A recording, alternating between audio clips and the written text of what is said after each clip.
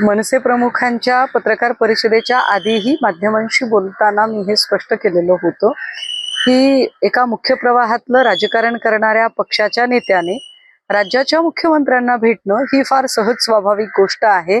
सत्ताधारी पक्षाचे किंवा विरोधी पक्षाचे कोणीही नेते मुख्यमंत्र्यांना भेटू शकतात, त्याचा लगेच काही अन्वयार्थ लावायचे काही कारण नाही। हे पत्रकार परिषदेच्याही आधी मी म्हटलं होतं।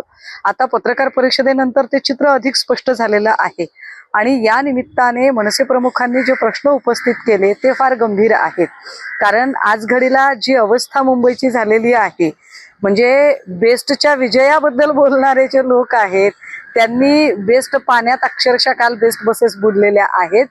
विमानतळामध्ये आता बोटी लावाव्या का इतकं पाणी त्या विमानतळावर झालेलं आहे। ही सगळी वाहतूक कोंडी, विशेषतः मनसे प्रमुखांनी जे प्रश्न उपस्थित केले की एकीकडे आपण हत्ती कबूतर या सगळ्यांमध्ये अडकून पडलेलो आहोत, पण जे मूळ वाहतूक कोंडीचे प्रश्न आहेत ते मात्र जशास तसे आहेत।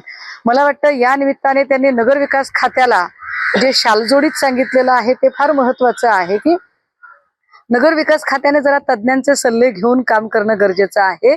आणि इथे राज्याचं कुंपणच शेत खाते का अशी परिस्थिती मला वाटतं इथल्या सरकारला जो संदेश द्यायचा तो मनसे प्रमुखांनी अतिशय योग्य शब्दामध्ये दिलेला आहे।